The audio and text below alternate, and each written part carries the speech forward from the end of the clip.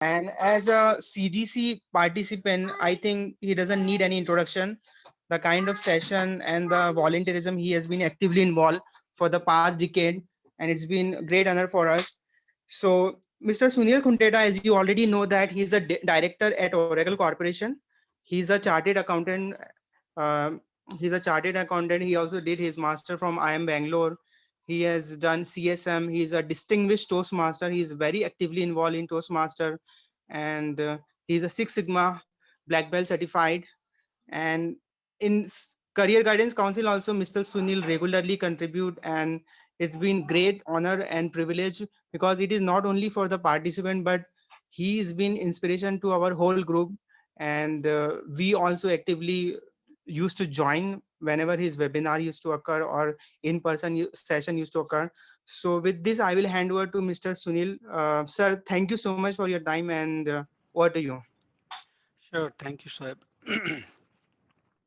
Okay, I hope I'm audible and my screen is visible to all of you. Yes, sir. Yeah, all You are right. audible. Yes. Perfect. So let's get started with the session on preventing and facing conflicts with a smile. So this session is being conducted by Career Guidance Council. It is a registered and non-profit organization, an NGO. It is providing a platform for students and industry professionals to discuss and share experiences, ideas, and knowledge. So their objective is basically to reach out to schools, colleges at all levels to help students and professionals understand the importance of education through proper guidance and planning. I always appreciate the efforts of CGC because in my early days, I never had the privilege of having any kind of guidance from such an organization in any structured or unstructured manner. But a lot of people are getting the support and help from CGC. So I'm really happy and proud to be associated with CGC for so long. All right, friends. So let's get started into the session. So in case you have any problem in hearing or seeing the screen, please inform the same on chat so that our coordinators, Wahed and Shoaib, will look into it. There's also a URL I've given here, tinyurl.com/prevent conflict.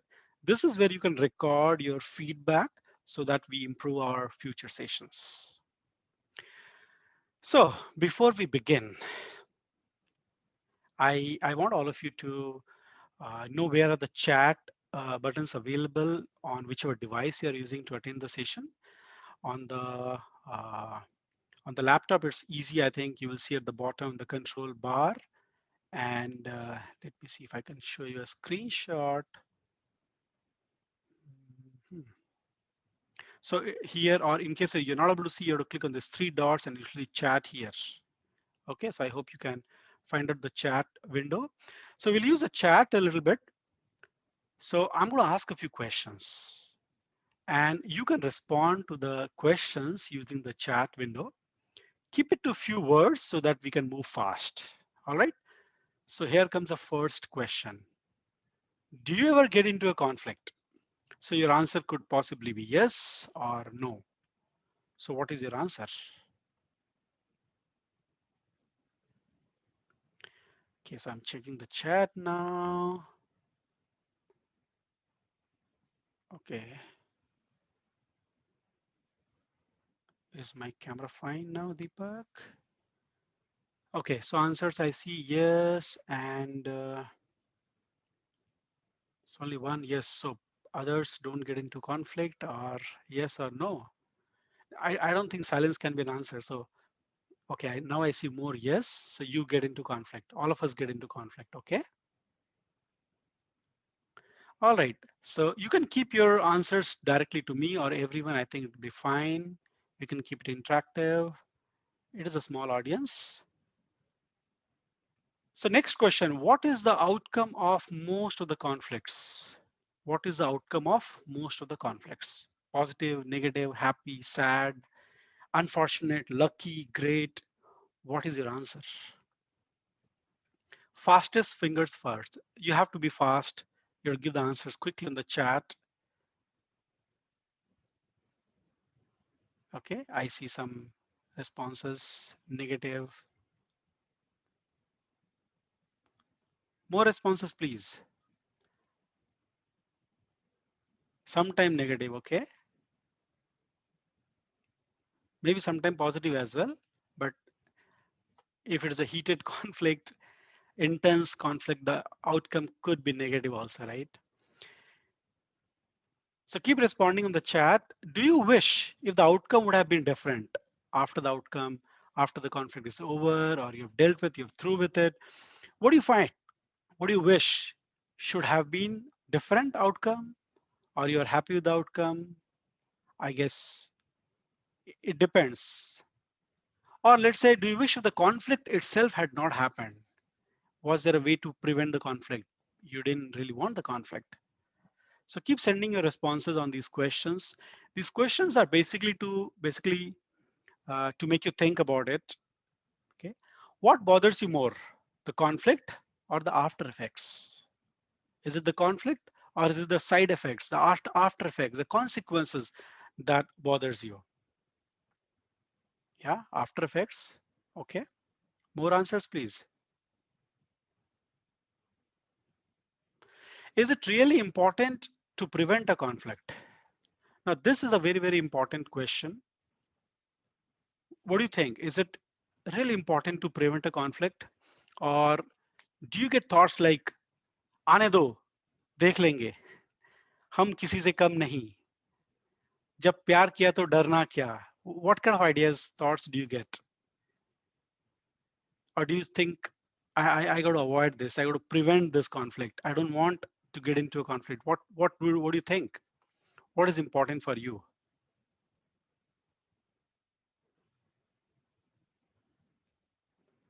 So in case we can't prevent, there are situations when we can't prevent conflict.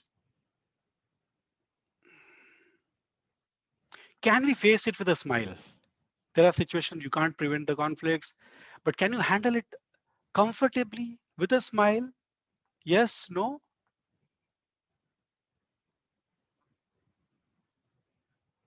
Can we prevent all the time? If we can prevent all the time, then we won't get into conflicts. Maybe some of you mean it is preventable. You can prevent possibly, although quite challenging. So if you can't prevent, can we face it with a smile? Of course, yes, if we are comfortable with it. Last question, is conflict avoidable? Right. Is conflict avoidable?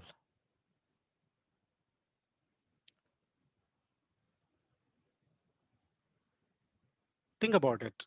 Yeah. So I really want you to think about some of these questions and keep responding with your answers while we keep moving here. All right. So handling conflict can be like a game. Can be like a game of cricket. You know, you're the batsman, the people, the situation, keep throwing balls in a way which could be spin, fast, hitting you hard. You could be a wonderful batsman, hitting boundaries one after the other. But there are times when you're clean bowled, right? There are times when one can be clean bowled despite having a lot of practice, despite being a great batsman, just like Sachin Tendulkar, right? So I want to make a confession that I am not such a guru who can go on batting without getting caught, without getting clean bowled. There are occasions where all of us get into a situation where we are just bowled. So I'd like to share one incident that happened a few years back in Calcutta. I had several guests at home. So there were many of them. So I had to make their accommodation arrangement at a hotel. And it was a small hotels with some 15-ish rooms. So I booked the entire hotel, in fact, couple of them. So next day morning on the breakfast table, some of the guests told me that they didn't get the morning tea. Now you can imagine morning tea or coffee could be very important for many people. Their day may not get started without that, right? I was furious. I was so angry. I was looking for my phone. Where is my phone? So my friend was sitting next to me, asked me, Sunil, what are you looking for?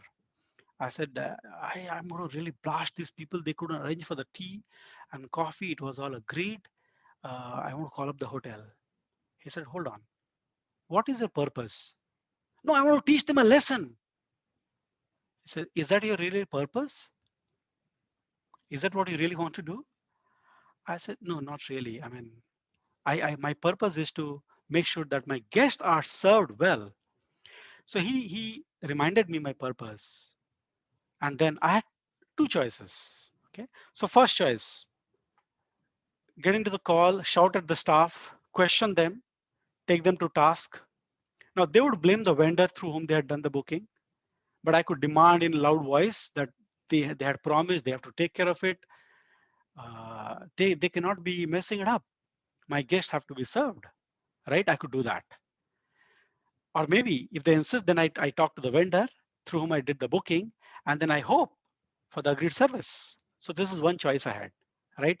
And as you can guess or imagine, the second choice I had, ask for a meeting. Try to meet the stakeholders, the hotel senior management or the owners, try to meet them. Clarify my expectation. Tell them what I want. Explain what is in my interest and also clarify what is the problem, what happened, why they couldn't serve with tea or coffee. What's in it for them? What's in it for me is a very, very important thing. In any kind of a conflict resolution, a lot is about managing our own emotion. So we could clarify on what's in it for me, the interest, my interest and their interest. And then I could possibly agree and set expectations so that we agree on some kind of a solution. Finally, maybe I hope for the best service. Now, which approach is better? As you all can imagine, right? So we go for the second approach. So with that approach, although there's a conflict, but we don't have to get into a shouting, yelling kind of a situation, right? So this is just an example we will use further in the whole presentation today. This presentation will be about 1 hour, but I'm going to keep it to 40, 45 minutes so that we have enough time to deal with your questions. Okay, so what is conflict? Again, you can respond over chat quickly and briefly.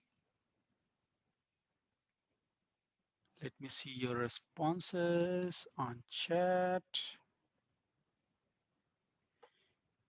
So what is a conflict? What do you think? How would you define conflict?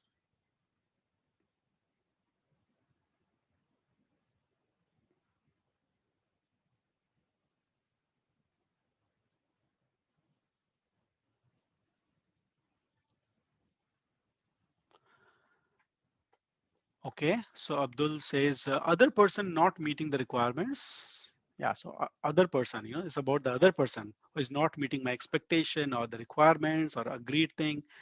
Okay, anybody else? So let me see, we have 29 people on the call. I really would expect all of you to participate and quickly provide your responses. That'd be great. All right, so uh, yes, there's a gap between delivery and expectation. Or if you look at the conflict, basically strong disagreements, which can cause arguments, fights, or shift in focus.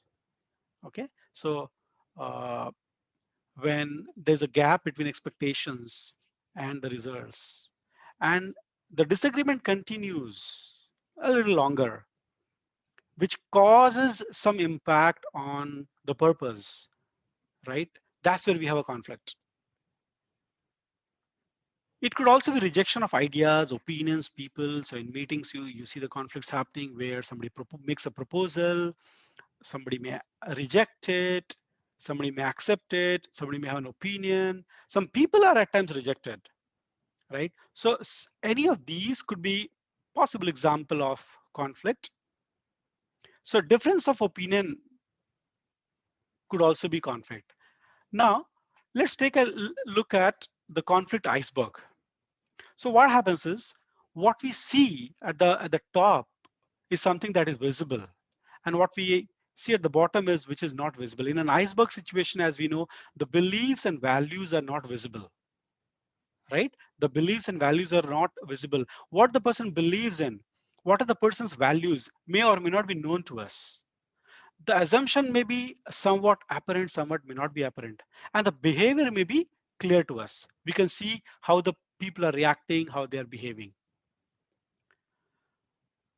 The differences could be starting from the beliefs, the values, or even in the assumption. The differences could be in the assumption. I thought this way, but the other person thought the other way around. And that's why we got into a conflict. And then we behaved in a particular manner which escalated the situation. So there are times when you may want to correct the behavior, right? But if you don't correct the assumptions, or if you don't correct the beliefs, it's a temporary solution. You may not be able to prevent it much for longer. It'll keep coming back. So that's where we have to understand where is the difference. Now, I was thinking about this presentation this morning and thinking about the number of divorce cases have been increasing globally, not only in some countries, globally. They have been increasing on the rise.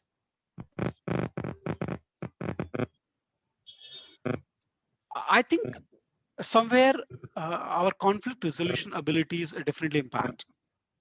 Sometimes some of us get into a situation where we have to deal with customers where there are a lot of conflict or disagreements and we have to deal with them. So if you don't look at the core part, where is the disagreement emerging from, we may not be able to completely deal with it.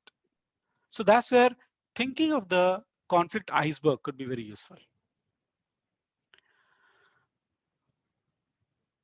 All right, so moving on to common causes of conflicts. I think this may not need too much of articulation, too much of description. You all understand by now when we have strong differences in beliefs, values, strategy or preferences. So in a team setting or in organization setting, the strategies and preferences, expectations or behavior that triggers.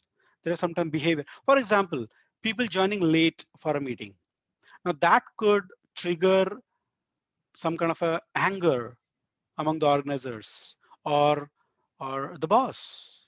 And if it's repeated, it could trigger behavior which may impact the whole meeting, right?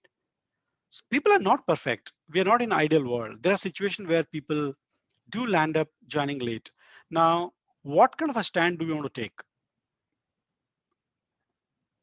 Is it at a belief level, values level, or is it at a behavior level? At what level is the problem?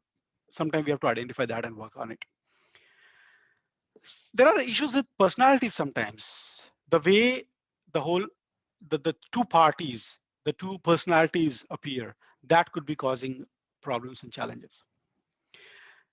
More communication, less communication, or inappropriate communication, even sometimes that could be the cause of conflict. And of course, poorly expressed views. When one of the parties is not able to express what they want, what is their problem, and so on, that could cause conflict. So some of these are the common causes of conflict. Now, why are we discussing all of these? So that we are able to look at all the dimensions of conflict and have a better control over ourselves when we deal with it. So we will look at the approaches, how we should deal with conflict as well, whether we want to prevent or manage. I'm going to keep a little bit of silence and let you read the slide.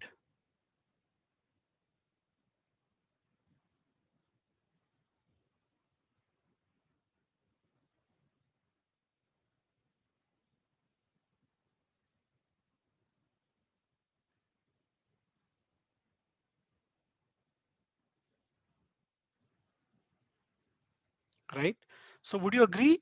Emotions, disagreements, friction, loss of energy, negative outcomes, impacting relationships, all of these can happen. And in organizations, sometimes it impacts the flow of ideas. The people between whom there's a conflict, they will tend not to talk with each other, which means that the flow of ideas, solutions will not emerge, and the collaboration will not happen towards solving the problem. And there can be sometimes emotional and physical impact of conflicts as well. People fall sick, their blood pressure change. So having looked at some of these dimensions of conflicts, what do you want to do? So I'm going to put it in this manner, this structure, that either you want to prevent conflict altogether as much as you can, or you want to manage it well, handle it well. And the question is, how would you do that? So to prevent conflict, there are Two things definitely required, broadly speaking. One is you need a harmony mindset, a preventive mindset, your own mindset which helps you to prevent conflicts. How you approach, how you think about conflicts, about the situation, about the people, about the triggers, as we saw, the causes of conflicts. How do we look at them? How do we think about them? How do we think about people? How do we think about the customers? So the harmony mindset itself is important. The second part is the regular use of skills. Now you may understand how should I take charge? How should I control myself? How do I control the conversation? How do I control the meeting? How do I control all of that so that a conflict can be prevented? But it is something again as like you have to practice, regularly practice so that you're not clean bowled on any googly easily. So two things required for prevention, a harmony mindset, a preventive mindset, and regular use of skills. So we'll take a look at both of these. Now, let me also tell you one thing. This approach is also valid for handling a conflict. So whether you handle or whether you prevent conflict, both are required. Now, the harmony mindset, let me classify in broadly six areas, and we're going to take a look at each one by one. So when we say harmony mindset or preventive mindset, what do we mean? So the first one is our belief in prevention is better than cure. So we can prevent when we believe that prevention is definitely better than cure. If we don't believe in that way, and we have that attitude, आने दो देख लेंगे, हम किसी से कम नहीं. Now, if we have that mindset, then we are not working towards preventing. We are working towards let the conflict happen. I'm going to fight it out. So our natural, our default response is fight a conflict. No, if we have that in our mind all the time, then prevention is not possible. So rather we have to have, I'm going to prevent it at any cost. Let me try my best to prevent it. That mindset is what we need. Secondly, be aware of your conflict attitude. So when I said, and I assume most of you would understand the Hindi words here, हम किसी से कम नहीं और आने दो देख लेंगे, right? So that is a conflict handling attitude. So check back, think about the recent conflict you might have faced, and think about it. What is that you were thinking just before the conflict or during that period? What were your thoughts? Were you thinking in a manner that I will take care of it? I'm going to do this when this happens? Or were you thinking, how can we prevent? So what is your natural conflict attitude? You have to think about it. You be aware of it. That is going to help you when you move forward. Okay, recognizing your hot buttons, very, very important. We all need to know what are our hot buttons and also sometimes our others' hot buttons. Your spouse's hot buttons, your boss's hot buttons. What make them irritated, annoyed? That may actually work on the negative against you. What are those hot buttons? So take an example of a hotel scenario where I was very angry. I wanted to really shout at the people who could not serve my guests. Now, if I raise my voice in front of other guests, is that a possible hot buttons? Will we move towards solution? What are the consequences? My guests are going to be there for 4 or 5 days or more. Will they get best of the services? Will they get the voluntary services as well? Will they get something that I really want? So we have to look at the hot buttons. What are our own hot buttons? How do we need to think about our hot buttons? So if others come in late for a meeting, what happens to us? Does it spoil everything after that? And the whole situation goes, or I'll end up wasting more time thinking about it or trying to correct the whole thing. I'm not saying that you don't deal with it. I'm saying you recognize it so that you can plan. How do you respond when a tricky situation appear, right? How do you respond? I'm going to blast that guy. Is it what we think? Or is it think, oh my God, what do I want now? What is that they would want? What can I do? How do we respond? That thought process is very, very important when a tricky situation, when a situation where with a potential of a conflict arises, very, very important. The next thing is 7 habit. mindset. So I'm sure many of you would have read this book, Seven Habits of Highly Effective People. If not, please take a look at it. You can Google, you can find the PDFs and videos on that. I think my own video on Seven Habits is uploaded by CGC on their portal. I gave a session last year. I should say last year now. We are in 2021. So I, I I believe that all the seven habits can be definitely applicable here, but let me talk about just five of them. Be proactive, right? Be proactive. For example, next time I'm going to find out whether the milk supply happens early morning in that small hotel which I'm booking or not, right? If tea is so critical for me, whether the milk supply happen or do they store? I'm going to ask them, hey boss, do you guys store milk in the evening so that early morning you're able to serve tea, coffee? Is there a potential problem? Begin with the end in mind. Have a goal very clearly in mind, and particularly when a tricky situation comes, when a customer is angry. Okay, like me, being a customer, first thing I was angry, but whether I'm a customer or I'm the supplier, I think what is the objective that I want? What is the outcome I want? How can I get that outcome? What is my priority right now? That mindset is very, very critical. In fact, I would say that this habit, number two, begin with the end in mind, is something that is so critical in our personal life, in our professional life, in our careers, very, very critical. Where do you want to land up finally? What are you doing about it? Very critical. So keep evaluating yourself on every Sunday you get. Think about your goals and check on your plans. Think win-win. We'll talk more about it. But in short, what we want is that we get what we want and they are also not at a loss. How can we? Both parties having winning. Seek first to understand. So this actually talks about first we have to understand. Then when we tell others, they can understand. For example, I could ask, what happened? Why were you not able to provide the tea in the morning? So seek to understand what happened. Why? Please explain. Please give me the information. Once I'm equipped with the information, then I can explain my interest, right? Synergize.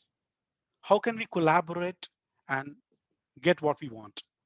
So there are others, sharpen the saw and other habits as well, but I strongly believe all of these are highly applicable in preventing or even managing conflict. So this is very, very important part of the harmony mindset, the preventive mindset. So if you haven't read this book, definitely read this book. Very, very strongly recommended book. Or take a look at the summary in YouTube or wherever. This mindset has to be like, I want to become more effective at managing my own behavior, my own emotions. That has to be my mindset. When we have that desire, that want, that helps us in preventing conflicts.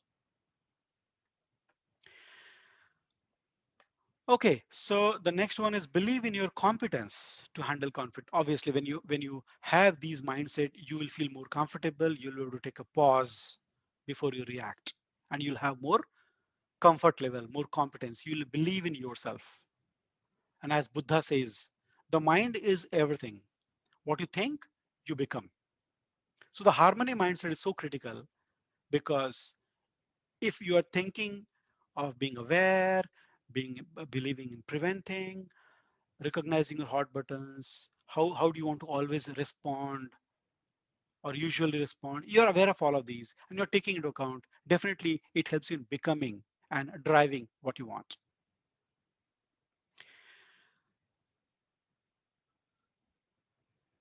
Okay, so let's talk about a few things from Seven Habits now. So I'm sure some of you have seen this picture before. What do you see? Back to your chat. So tell me, give me your responses. What do you see? What do you see in the picture?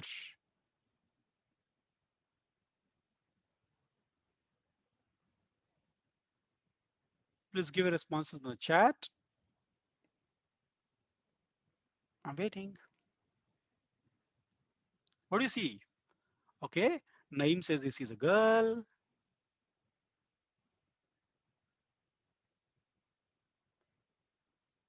Anybody sees the same? Old lady. Okay, somebody sees old lady. Deepak says he sees an old lady.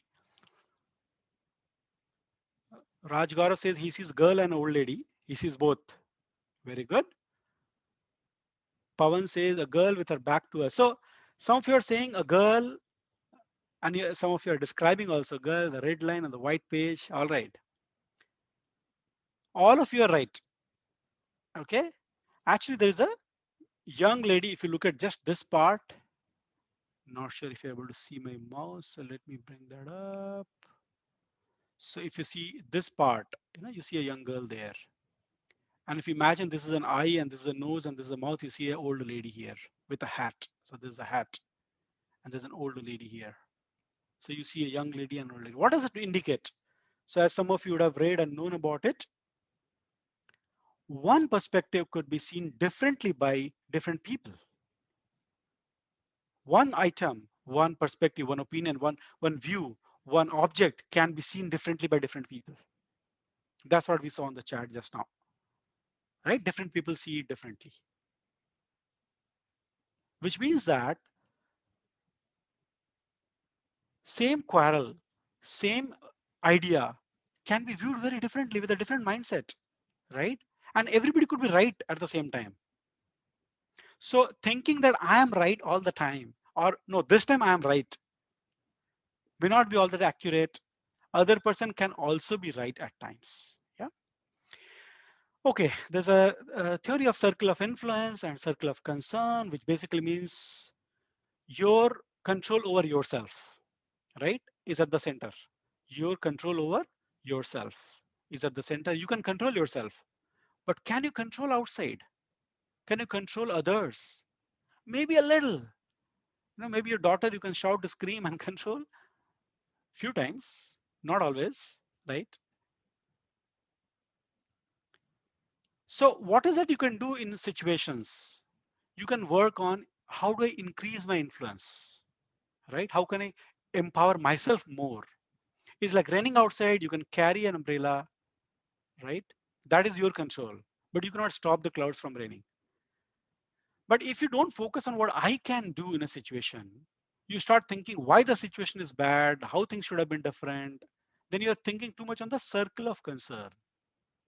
And if you keep doing it, then you reduce your own circle of influence. Customer is horrible. This customer is bad. This customer doesn't understand. This customer doesn't know.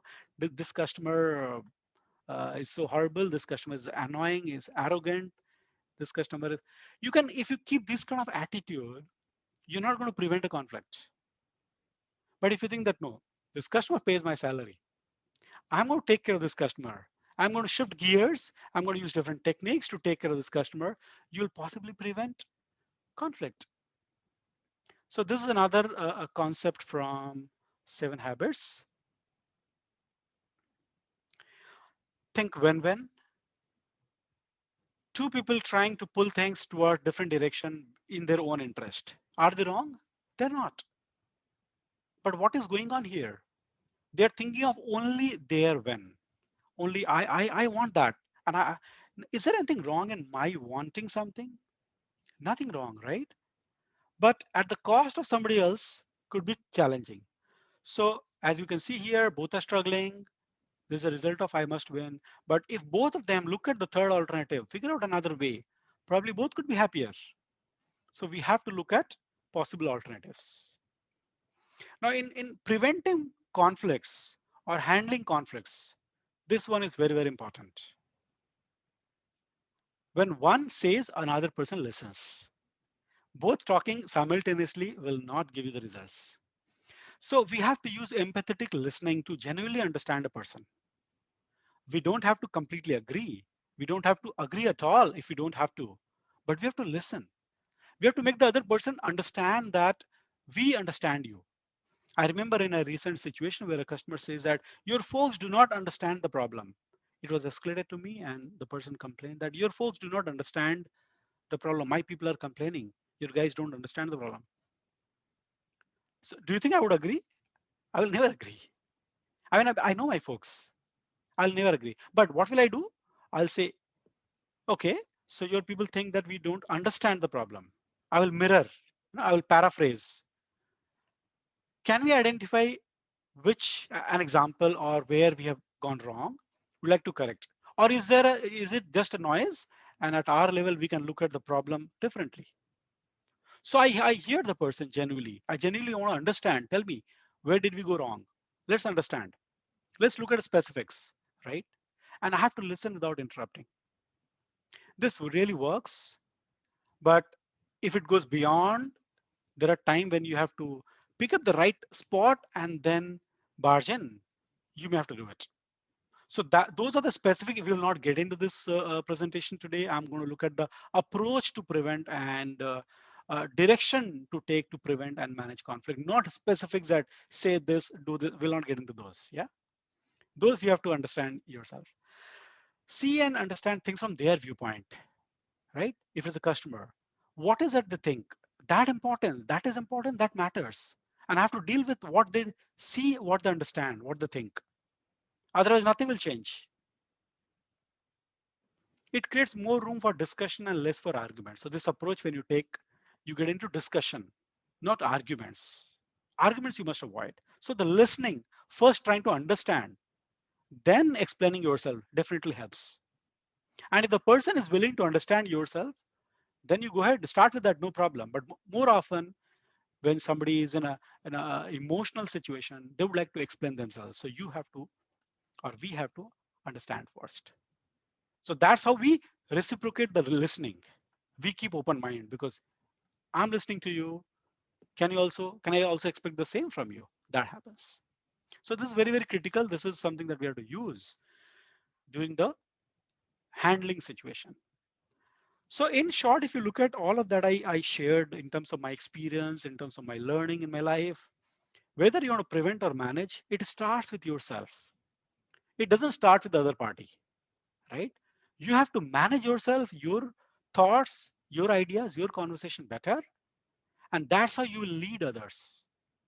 And then you'll have variety of creative ideas and innovative solutions coming up.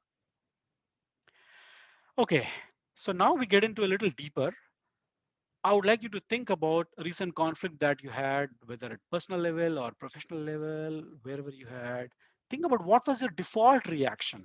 What was the natural reaction? You wanted to interrupt, you wanted to shout back, or you wanted to shout at people, or you wanted to really escalate. What is it you want? What is the default reaction? It could be your unconscious habit that we tend to exhibit. Like my reaction in a first situation years back was, okay, I'm going to really blast this person because my guests were not served well.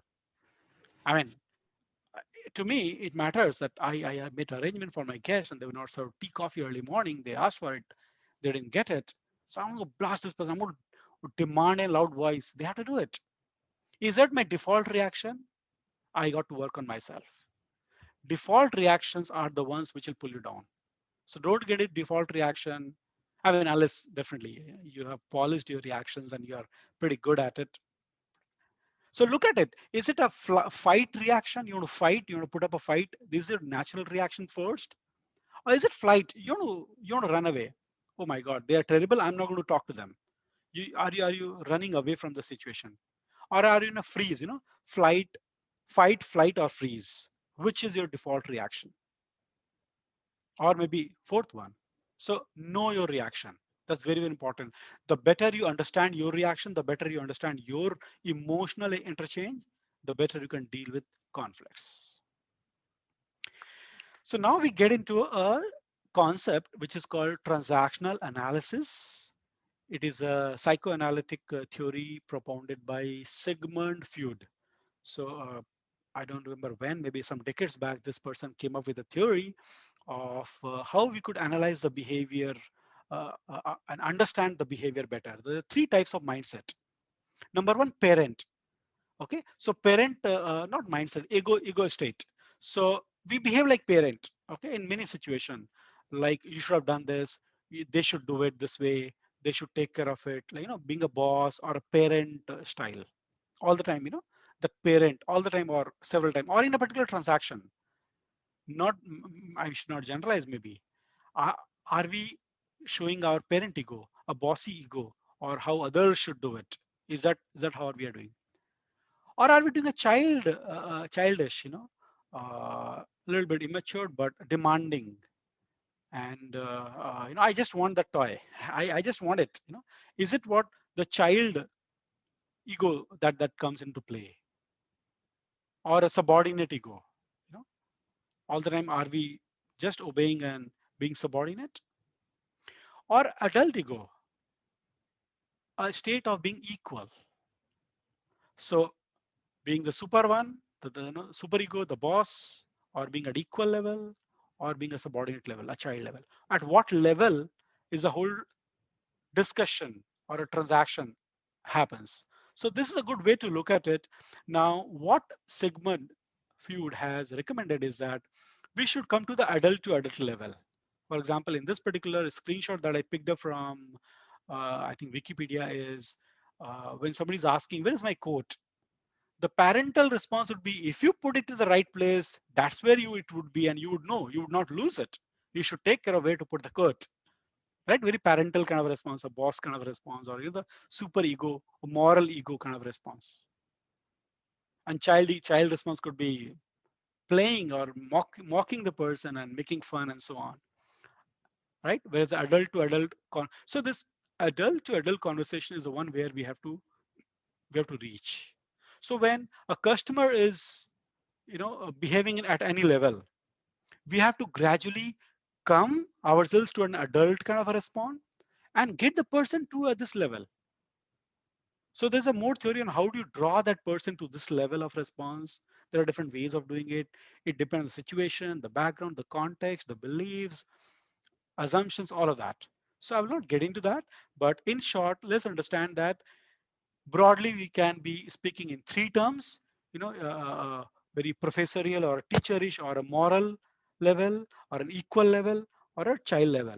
The best is at the equal level. So even at home, when we have this one-on-one conversation, or between team members, or at whatever level, I mean whatever be the power structure or the hierarchy, but the adult to adult conversation is the best. So when we get there, then more creative, more collaborative conversation happens. So we have to get there. So this is something that I wanted to highlight. This will help preventing conflict and even handling conflict better. Okay, another my learning that I want you to remember is that it doesn't mean that you have to forego what you wanted. You can be committed to the result that you want. Okay. At the same time, you can be flexible on how you want it. Okay, so which means that you can be assertive on what you want, but when you deal with people, human beings, you can be collaborative, understanding, right? So that's a positive and constructive way of dealing with it. So remember, you can be committed to the result you want, but the how part can be flexible. Okay, now we'll go a little deeper, so please concentrate. This is a model on handling conflicts by Thomas Kilmann. So to prevent, what we need is a mindset, which is a preventive mindset, and we need to practice some of the behavioral aspect. Okay, so that we are always in the attempt of preventing conflicts. Now there are situations when we can't prevent, and the conflict may be good. Let's say another team is not supplying the data in time. Okay, or your team members are not giving the data in time, or let's say you're in a situation where you need something from the other party. You have to face it. You have to do it, right? It's a conflict. It's okay. It's a good conflict. We have to deal with it. Okay, so there are two approaches here. If you see, there are two dimensional approach. So assertive, you can be demanding, you can be less demanding, moderately demanding, or high in demanding, right? You can be assertive, or you could be cooperative. Okay, you need more time. Okay, you can't provide the tea by 7 o'clock. Okay, fine, 7:30 is okay. So you could be a little bit cooperative. You could be highly cooperative. Oh, you can't provide tea, coffee in the morning, no problem. Whenever you can provide, please provide. I'm okay. So you can be highly cooperative, or you could be highly assertive. So in this combination, we will look at the approaches, and I would like you to think about what style do you see yourself usually. But if you want to look at if you want to take a look at what is assertive, in short, assertive is getting your own needs met. Okay, you want to get something, You go get it, you demand it, you insist, and you share your need firmly. That could be example of being assertive. Being cooperative, helping others get what they want, right? There's a problem at their end, so we help them, we support them. We be cooperative, we cooperate with them. So this is the definition of assertive and cooperative, just to make it easy. Now, keeping that in mind, we will look at 5 types of responses we can use to handle conflict. Okay, 5 types, either in isolation or in combination. So basically, you can be highly assertive to get what you want in a conflict situation. You can be highly competing and get what you want. So this could be one type of response, okay, to deal with the situation. Or, okay, before moving on, let's talk about when would you use this kind of a response. So the customer demands that I want a solution by tomorrow, right? So you have to inform the customer it is not possible to get you a solution in one day. There are 5 reasons I'll tell you. We cannot get it in a day's time. I'm going to give you the reasons. I'm going to explain why it'll take time. So you stick to your thing, you be assertive, and you don't give away. You don't give in, right? So there are situations where you'd use this, which means that your needs, your priority, the impact on you is so high that you are high on assertive. In those kind of situation where impact on you is high, let's say financial impact on you, right? They're good examples. They're going to financial impact on you. Will you be cooperative? Maybe not. You try to assert yourself. You'll try to deal with it. I remember one example. My relative admitted in AIG here, operation over. They inflated the bill, and this relative, he went to the counter. He discussed that, look, we had agreed on these. This. This is inflation. I will not agree. This was agreed. He said, who agreed? This person agreed. Okay, let's get into discuss everyone. They actually reduced it. He was able to assert that, look, I'm not going to take this. You have inflated your bill. I'm not going to take it. Okay, you have to cut it down. This is what we're supposed to do. You can get it done. So you have to assert yourself without giving in. It's possible. Now there may be situation where you have to use avoiding. Okay, so use the you completely avoid the conflict, which means that you're not demanding what you need and you're not giving what they need.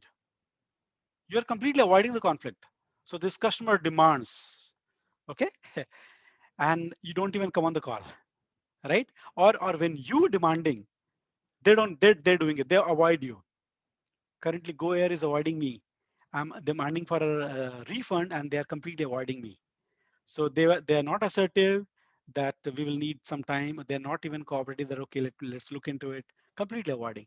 Now, when should you use this technique? When you don't have expertise or information or time, or you have top priorities, you have other priorities.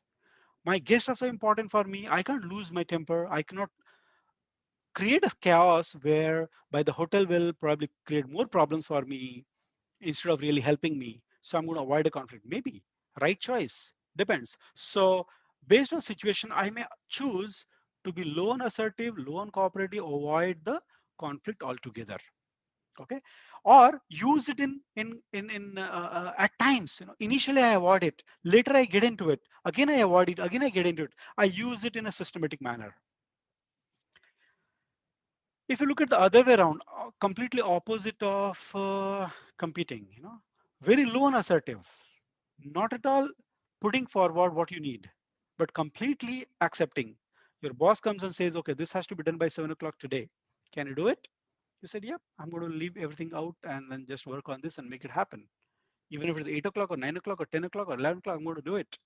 Even if it's midnight, I'm going to do it. So you accommodate. So you're highly cooperative, right? Maybe the right thing to do, right?